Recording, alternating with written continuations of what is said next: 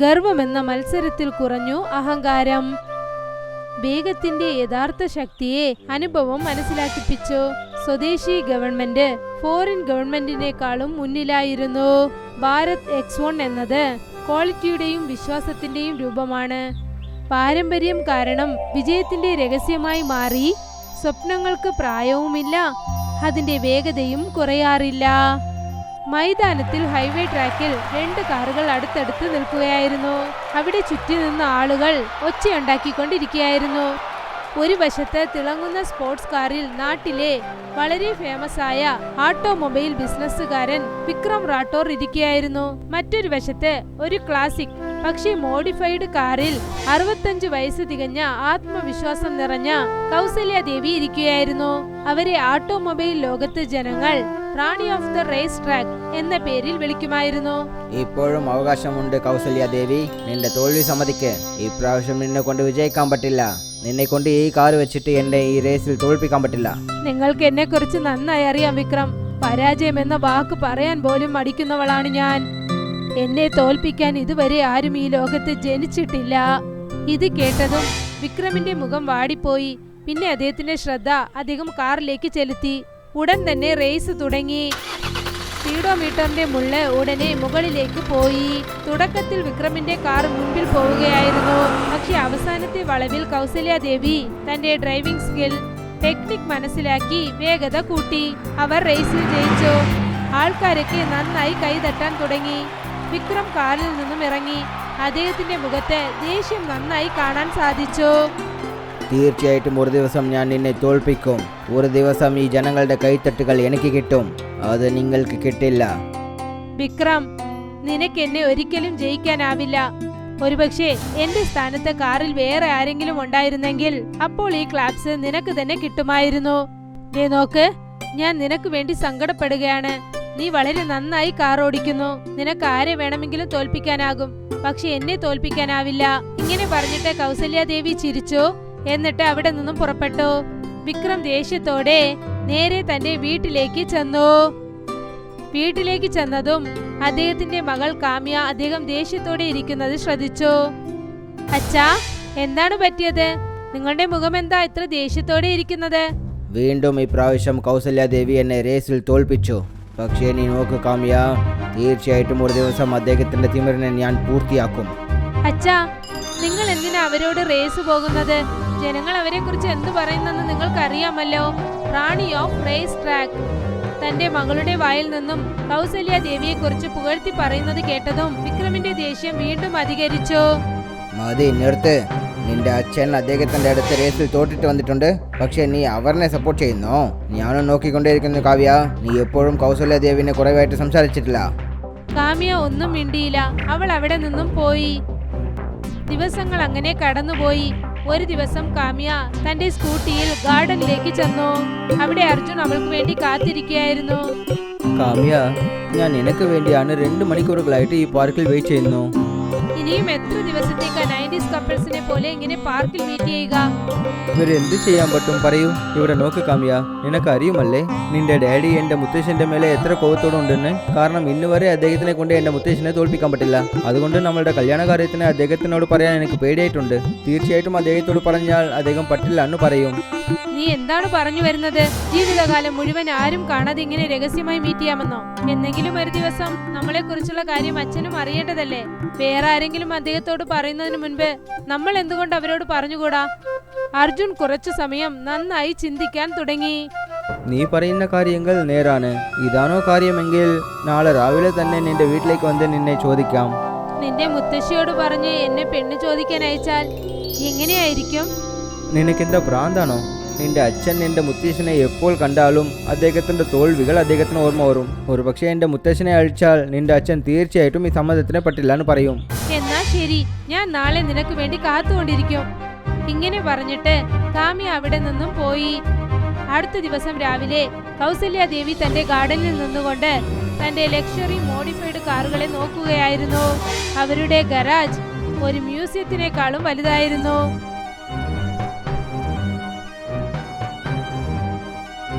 അല്ല, ഇന്നിത്ര നന്നായി ഡ്രസ് ചെയ്തുകൊണ്ട് നീ എവിടേക്ക് പോവുകയാ?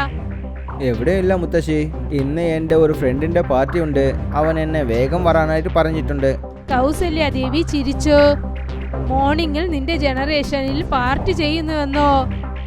ഇത് വളരെ അതിശയിപ്പിക്കുന്ന കാര്യമാണല്ലോ.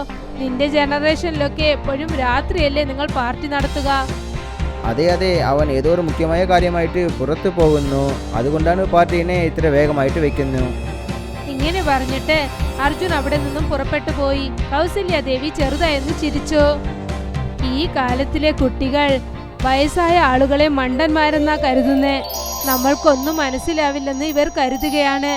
പക്ഷെ ഇവർക്ക് എന്തറിയാം, ഒരു കാലത്ത് ഇവരെ പോലെ ആയിരുന്നു നമ്മളുമെന്ന്. ഇങ്ങനെ പറഞ്ഞിട്ട് കൗസല്യാദേവി വീണ്ടും അവരുടെ കാറുകളെ ശ്രദ്ധിച്ചു നോക്കി. കുറച്ചു സമയത്തിന് ശേഷം അർജുൻ വിക്രം റാഠോറിന്റെ വീട്ടിലേക്ക് ചെന്നു. അവന്റെ നടത്തത്തിൽ ഒരു പേടിയുണ്ടായിരുന്നു, പക്ഷേ കണ്ണുകളിൽ ആത്മവിശ്വാസവും ഉണ്ടായിരുന്നു. നീ എന്തിനാ ഇവിടെ വന്നിട്ടുണ്ട്? അർജുൻ ഒരു ക്ഷണം കാമിയെ നേരിട്ട് നോക്കി. എന്നിട്ട് കുറച്ച് ധൈര്യത്തോടെ അവൻ പറഞ്ഞു തുടങ്ങി. അങ്കിൾ, ഞാനും കാമ്യവും ഒരുപാട് ദിവസങ്ങളായിട്ട് പ്രണയിക്കുന്നു. നിങ്ങൾ ഞങ്ങൾ രണ്ടുപേർക്കും കല്യാണം ചെയ്തു വെക്കണം. വിക്രമിന്റെ മുഖത്ത് ഒരു ചെറിയ ദേഷ്യം വന്നു. ഇപ്പോൾ എനിക്ക് ഇത്ര ധൈര്യം വന്നിട്ടുണ്ടോ? എൻ്റെ വീട്ടിലേക്ക് വന്ന് എൻ്റെ അടുത്ത് എൻ്റെ പെണ്ണിനെ ചോദിക്കുന്നു. ഇതിൽ എന്ത് തെറ്റുള്ളത് അങ്കിൾ? ഒരു അച്ഛൻ്റെ അടുത്ത് അവരുടെ മകളുടെ കല്യാണത്തിനെ പറ്റി സംസാരിക്കുന്നത് തെറ്റാണോ? അർജുൻ പറഞ്ഞ മറുപടി കേട്ട് വിക്രമിന്റെ ദേഷ്യം വീണ്ടും കൂടി. നിന്റെ മുത്തശ്ശി എങ്ങനെയൊക്കെ സംസാരിക്കുമോ, നീയും അതുപോലെ തന്നെ സംസാരിക്കുന്നുണ്ട്. അച്ഛാ, അർജുനോട് ഞാനാണ് ഇവിടേക്ക് വരാൻ പറഞ്ഞത്. പക്ഷെ ഇവൻ എന്ത് കുറവാണുള്ളത്? അദ്ദേഹവും നമ്മുടെ സ്റ്റേറ്റസ് അല്ലേ? വിക്രം ഒന്ന് ആഴ്ന്നു ചിന്തിക്കാൻ തുടങ്ങി.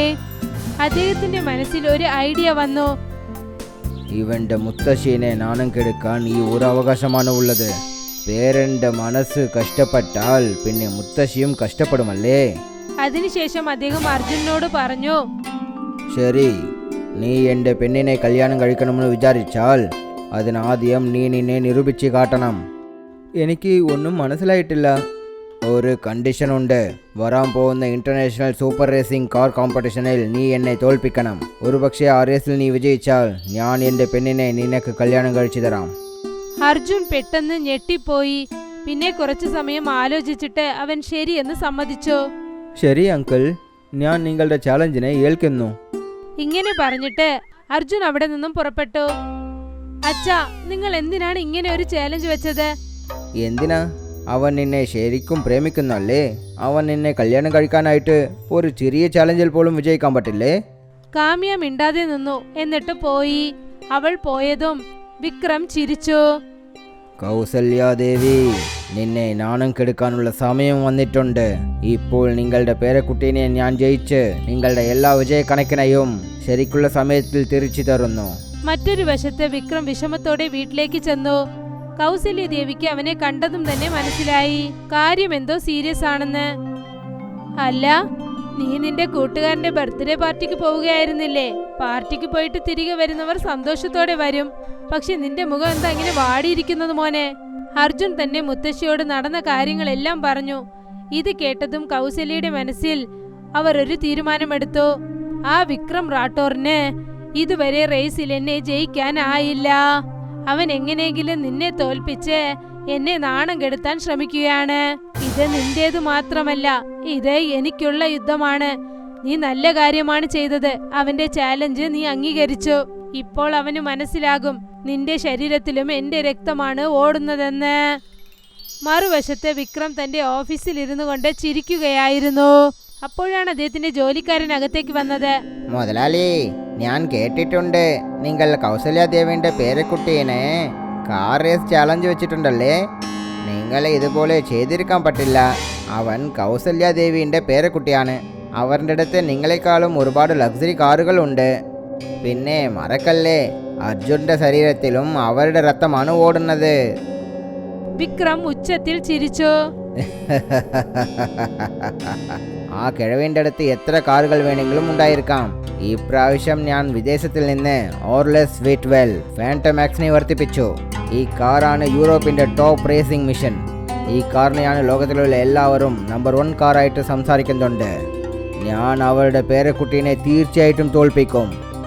ജോലിക്കാരൻ ഒന്നും മിണ്ടാതെ പോയി. ശരിക്കും പറഞ്ഞാൽ അദ്ദേഹം കൗസല്യ ദേവിക്ക് കടമപ്പെട്ടവനാണ്. കാരണം അവർ ഇദ്ദേഹത്തിന് ഒരുപാട് സഹായം ചെയ്തിട്ടുണ്ട്. ആ ജോലിക്കാരൻ നേരിട്ട് കൗസല്യയുടെ അടുത്തേക്ക് ചെന്നു. എന്നിട്ട് നടന്ന കാര്യങ്ങളെ പറഞ്ഞു. അദ്ദേഹത്തിന്റെ കാറിന്റെ brand, engine specifications, racing history വരെ പറഞ്ഞു കൊടുത്തു. അർജുനും അവിടെ നിൽക്കുകയായിരുന്നു. ഒറേലിയസ്, വീറ്റ്വെൽ, ഫാന്റം എക്സ് പോലെയുള്ള കാറുകളെ തോൽപ്പിക്കുന്നത് അത്ര ഈസിയായ കാര്യമല്ല. പക്ഷേ കൗസല്യ ദേവി ഒന്നും മിണ്ടാതെ നിന്നു. ജനങ്ങൾ തെറ്റിദ്ധരിച്ചിരിക്കുകയാണ്. കാറാണ് റേസിനെ ജയിക്കുന്നതെന്ന്. അവരൊരു കാര്യം മറന്നു പോകുന്നു. കാറല്ല, കാറ് ഓടിക്കുന്നവനാണ് ജയിക്കുന്നതെന്ന്. ആരാണോ ആത്മവിശ്വാസത്തോടെ പൊരുതുന്നത് അവരായിരിക്കും റേസിൽ ജയിക്കുക. ടെൻഷൻ ആകല്ലേ. അവൻ ഫോറിനിൽ നിന്നും മെഷീൻ വാങ്ങി ചെയ്യുന്നുവെങ്കിൽ നമ്മൾ നമ്മുടെ നാട്ടിലുള്ള സാധനങ്ങൾ കൊണ്ട് കാർ റെഡിയാക്കാം. എന്താ മുത്തശ്ശൻ, നിങ്ങൾ കാർ ഉരുവാക്കുമോ? അതെ, ഇത്രയും ദിവസം ഞാൻ കാറ് വാങ്ങിക്കുകയായിരുന്നു. ഇപ്പോൾ ഞാൻ നിനക്ക് വേണ്ടി ഒരു സ്പെഷ്യലായ കാർ ഉണ്ടാക്കാൻ പോവുകയാണ്. പിന്നെ നീ ഇതിന് എന്നെ സഹായിക്കണം. ജോലിക്കാരന്റെ മുഖത്ത് സന്തോഷം വന്നു. ഇപ്പോൾ എനിക്ക് വിശ്വാസം വന്നിട്ടുണ്ട്. അതായത് ഈ പ്രാവശ്യവും ആ വിക്രം റാത്രോ കൊണ്ട് നിങ്ങളെ വിജയിക്കാൻ പറ്റില്ല. അദ്ദേഹം തോൽക്കണമെന്ന് ഞാൻ വിചാരിക്കുന്നു. പിന്നെ കാമിയ പാപ്പ ഈ വീട്ടിലേക്ക് മരുമകളായിട്ട് വരണം. കൗസല്യ ദേവി ചിരിച്ചു. അവരുടെ കണ്ണിൽ ഒരു പുതിയ ചാലഞ്ചിനുള്ള സന്തോഷമുണ്ടായിരുന്നു. കളി ഇപ്പോ റേസിലല്ല, മര്യാദയ്ക്കും ഗൗരവത്തിനുമുള്ളതാണ്. കൗസല്യ ദേവി തീരുമാനിച്ചു കഴിഞ്ഞു. ഇത്തവണ അവർ പഴയ കാറ് മോഡിഫൈഡ് ചെയ്യാൻ പോകുന്നില്ല. ഈ യുദ്ധം വെറും റേസിന്റേതല്ല, ഗൗരവത്തിന്റേതാണ്. അവർ തീരുമാനിച്ചു കഴിഞ്ഞു. അവർക്ക് വേണ്ടിയും തന്റെ ചെറുമകന് വേണ്ടിയും ഒരു ശരിക്കുമുള്ള സൂപ്പർ കാർ ചെയ്യാമെന്ന്. അങ്ങനെ ഒരു കാറ്, അത് വെറും മെഷീനല്ല, അതൊരു വിഷനാണ്. കൗസല്യ അവരുടെ വർഷക്കണക്കിനുള്ള അനുഭവം റേസിനെ കുറിച്ച് മനസ്സിലാക്കിയത് പിന്നെ ആരോഡൈനാമിക് നോളജ് ഉപയോഗിച്ചു. മറ്റൊരു വശത്ത് അർജുൻ നവീന സോഫ്റ്റ്വെയർ ഡിസൈൻ, എൻജിൻ കളിബ്രേഷൻ, പിന്നെ ഡിജിറ്റൽ സിമുലേഷനെ കുറിച്ചുള്ള കാര്യങ്ങൾ നോക്കി. 2 തലമുറകൾ, ഒന്ന് അനുഭവം, മറ്റൊന്ന് ടെക്നിക്, ഒന്നിച്ചു പണിയെടുക്കുകയായിരുന്നു. മുത്തശ്ശി, ഒരു പക്ഷേ കാറിന്റെ ഫ്രണ്ടിനെ നമ്മൾ ലോ പ്രൊഫൈലിൽ വെച്ചാൽ, പിന്നെ എയർ ഇൻടെക്സ് സൈഡിൽ വെച്ചാൽ, പിന്നെ ഡ്രാഗ് കുറവാവും. പക്ഷേ അത് കാരണം ഹൈ സ്പീഡ് സ്റ്റെബിലിറ്റിയിൽ പ്രശ്നമുണ്ടാവുമോ? തീർച്ചയായും കിട്ടും. അങ്ങനെ വെയിറ്റിന്റെ ബാലൻസ് ശരിയായി വെച്ചില്ലെങ്കിൽ ഓർമ്മയിരിക്കട്ടെ, സ്പീഡ് കൊണ്ട് മാത്രം റേസ് ജയിക്കാനാവില്ല, കൺട്രോൾ കൊണ്ടേ ജയിക്കാനാകുള്ളൂ. നമുക്ക് 52 പിന്നെ 48 വെയിറ്റ് ഡിസ്ട്രിബ്യൂഷൻ വേണം. ഫ്രണ്ട് ലഘുവായിരിക്കണം, പക്ഷെ വളവിൽ നമ്മുടെ കയ്യിൽ നിന്നും പോകാനും പാടില്ല. മുത്തശ്ശി, എഞ്ചിനിലേക്ക് ടർബോ ചാർജ് VTEC ശരിയായിട്ടുണ്ടാവുമോ? അല്ലെങ്കിൽ ഹൈബ്രിഡ് സെറ്റപ്പ് വെക്കാമോ? വിക്രമിന്റെ ഏർലിയർ വീറ്റ്വെൽ, ഫാന്റം എക്സിൽ റോ പവർ ഒരുപാട് അധികമായിട്ടുണ്ട്. രാ പവർ ഒരിക്കലും നമുക്ക് വിജയം നൽകുന്നതല്ല. ഹൈബ്രിഡ് സെറ്റപ്പ് ഇരിക്കട്ടെ, നമുക്ക് ആക്സിലറേഷൻ ആവശ്യമാണ്. അതും മുഖ്യമായി അവസാനത്തെ വളവിന്. അവൻ അവന്റെ പവറിൽ വിശ്വസിക്കുന്നതായിരിക്കും, നമ്മൾ നമ്മുടെ ടൈമിങ്ങിൽ വിശ്വസിക്കാം. സമയം രാത്രി ആയിക്കൊണ്ടേയിരുന്നു. ഈ കാറാണ് മറുപടി. അദ്ദേഹം കരുതുന്നു വയസ്സ് വേഗതയെ കുറയ്ക്കുമെന്ന്. മുത്തശ്ശി, ഈ കാറ് വിജയത്തിന് വേണ്ടി മാത്രമാണോ അല്ലെങ്കിൽ വേറെ കാരണങ്ങളുണ്ടോ? ഈ കാറാണ് ഉത്തരം. അദ്ദേഹം കരുതുന്നു വയസ്സ് വേഗതയെ കുറയ്ക്കുമെന്ന്. പക്ഷെ ഈ കാറ് മനസ്സിലാക്കി തരും വേഗത അനുഭവം കൊണ്ടാണ് ഉണ്ടാക്കുന്നതെന്ന്. പിന്നെ ഓർമ്മയിരിക്കട്ടെ, മെഷീന്റെ ആത്മാവ് കൊണ്ട് ചേർക്കണം. രണ്ടുപേരും ചേർന്ന് കാറിന്റെ പേര് തീരുമാനിച്ചു. ഭാരത് X1. ഈ പേര് ഒരു അടയാളമല്ല, അതൊരു വാർത്തയാണ്. രാത്രി ഗരാജിൽ ഇരിക്കുകയായിരുന്നു. സ്പാർക്ക്, പുക, ബ്ലൂ പ്രിന്റ്, കമ്പ്യൂട്ടർ സ്ക്രീൻ, പിന്നെ ടെസ്റ്റ് റൺ. ഓരോ കാഴ്ചയും കഥയ്ക്ക് ജീവൻ നൽകുകയായിരുന്നു. മുത്തശ്ശി, സ്റ്റെയറിംഗ് റെസ്പോൺസ് ഒരുപാട് സ്ട്രോങ് ആയിട്ടുണ്ട്. പക്ഷേ 200 മുകളിൽ ഒരുപാട് വൈബ്രേഷൻ വന്നിട്ടുണ്ട്. റിയൽ സസ്പെൻഷനെ മൈക്രോ അഡ്ജസ്റ്റ്മെന്റ് ചെയ്യേ. പിന്നെ ടയറിന്റെ പ്രഷറിനെ പാതിയായി കുറച്ചേക്ക്. വേഗതയോടൊപ്പം ബാലൻസും വളരെ മുഖ്യമാണ്. അർജുനും അങ്ങനെ തന്നെ ചെയ്തു. അടുത്ത റൺ സ്മൂത്തായിരുന്നു. കാർ റോട്ടിൽ വളരെ വേഗതയിൽ പോയി, അതായത് കാറ്റിൽ പറക്കുന്ന പോലെ. മുത്തശ്ശി, ഈ കാറുണ്ടല്ലോ, ഇതിന്റെ ലെവൽ വേറെ പോലെയാണ്. ഇപ്പോ അല്ല, ഇത് അവസാനത്തെ വളവിൽ ശത്രുവിനെ പുറന്തള്ളിയ ബലത്തിനെ മനസ്സിലാക്കുന്നത് വരെ ഇത് പൂർണ്ണമായില്ലെന്നാണ് അർത്ഥം. അവസാനത്തെ രാത്രി രണ്ടുപേരും വളരെ ടയേർഡായിരുന്നു, പക്ഷെ അവർക്ക് ഉറക്കമില്ലായിരുന്നു. മുത്തശ്ശി, ഒരു പക്ഷെ നമ്മൾ തോറ്റുപോയാൽ? ഒരു മനുഷ്യൻ തന്റെ പ്രയത്നം കൈവെടിയുമ്പോഴാണ് തോൽക്കുന്നത്. നമ്മൾ പ്രയത്നിക്കുകയല്ല, ഹിസ്റ്ററി ഉണ്ടാക്കിയിരിക്കുകയാണ്. ഓർമ്മയിരിക്കട്ടെ, റേസിൽ ജയിക്കുന്നത് കാറല്ല, അത് ഓടിക്കുന്ന ആളാണ്. ഇപ്പോൾ ഭാരത് X1 ശരിക്കും റെഡിയായി. തിളങ്ങുന്ന ബോഡി, പറക്കുന്ന എഞ്ചിൻ, അകത്തെ 2 തലമുറകളുടെ വിശ്വാസം. ഇത് വെറും സൂപ്പർ കാർ മാത്രമല്ല, ഇത് പാരമ്പര്യത്തിന്റെയും ടെക്നിക്കിന്റെയും സംഗമമാണ്. റേസിന്റെ ദിവസവും വന്നെത്തി, മീഡിയക്കാരൊക്കെ വന്നെത്തി. ഇന്റർനാഷണൽ ട്രാക്ക് ശരിക്കും റെഡിയായിരുന്നു. ഒരു വശത്ത് ഫോറിൻ ബ്രാൻഡായ ഓൺലി എ സ്വീറ്റ് വെൽ ആൻഡം എക്സ് തന്റെ തിളങ്ങുന്ന ശക്തിയോടുകൂടി നിൽക്കുകയായിരുന്നു. മറ്റൊരു വശത്തെ ഇന്ത്യ ഡിസൈൻ ഭാരത് X1. ഒരു മെഷീൻ യൂറോപ്പിന്റെ വേഗതയ്ക്കുള്ള ഉദാഹരണം, മറ്റൊന്ന് ഭാരതത്തിന്റെ അനുഭവം, പിന്നെ ആത്മാവിന് ഉദാഹരണം. തുടക്കത്തിൽ ഫോറിൻ കാറിന്റെ വേഗത ശരിക്കും കാറ്റിനോടൊപ്പം സംസാരിക്കുകയായിരുന്നു. Only a sweet well fandom X തുടക്കത്തിൽ തന്നെ പറക്കാൻ തുടങ്ങി. അവിടെയുള്ള ആളുകൾ കരുതി അവസാനം തീരുമാനിക്കപ്പെട്ടുവെന്ന്. വിക്രമിന്റെ മുഖത്ത് ആത്മവിശ്വാസം വീണ്ടും വന്നു. പക്ഷേ പാതി ട്രാക്കിന് ശേഷം ഭാരത് X1ന്റെ ബാലൻസിംഗ് പിന്നെ ടാക്ക് സിസ്റ്റം അതിന്റെ അത്ഭുതത്തെ കാണിച്ചു. കാറിന്റെ ഗ്രിപ്പ് സ്ട്രോങ് ആയിരുന്നു, വളവുകളിൽ ഗ്രിപ്പ് വളരെ നന്നായിരുന്നു. ഫോറിൻ കാർ റാ പവറിൽ വളരെ നന്നായിരുന്നു.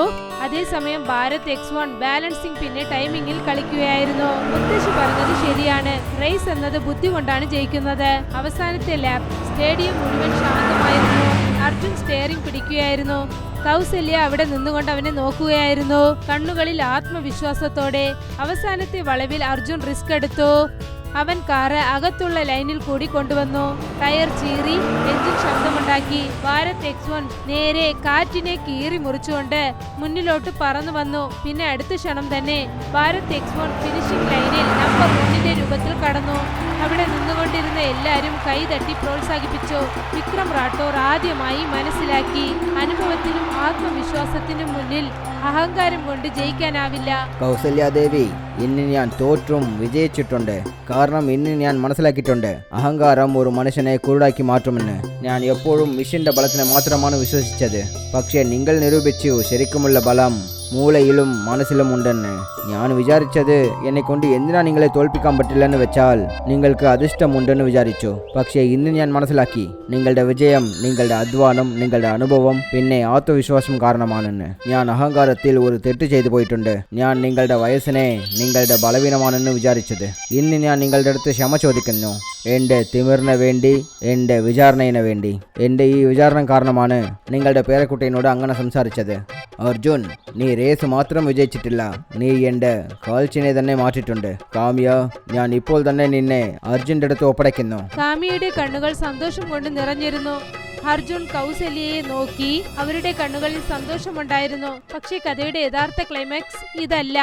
യഥാർത്ഥ വിജയം എന്താണെന്നാൽ 65 വയസ്സ് സ്ത്രീ ഒരു കാര്യം നിരൂപിച്ചിരിക്കുകയാണ്. അതായത് സ്വപ്നത്തിന് പ്രായമില്ല എന്ന്, പിന്നെ വേഗത എന്നത് യൗവനക്കാർക്ക് മാത്രമുള്ളതല്ലെന്ന്. കൗസല്യ മാഡം, ഈ വയസ്സിലും ഇത്ര മുണ്ടിത്തണമോ? വയസ്സെന്നത് ശരീരത്തിന് മാത്രമാണ്, വേഗതയ്ക്ക് അല്ല. ക്യാമറയുടെ ഫ്ലാഷ് ഓൺ തിളങ്ങാൻ തുടങ്ങി. ഭാരത് X1 ഒരു സൂപ്പർ കാർ മാത്രമല്ല, അതൊരു ചിന്തയായി മാറി, ഒരു ന്യൂസായി മാറി. അനുഭവവും ടെക്നിക്കും ഒന്നിച്ചു ചേർന്നാൽ ഒരു ഹിസ്റ്ററി തന്നെ ഉണ്ടാകും.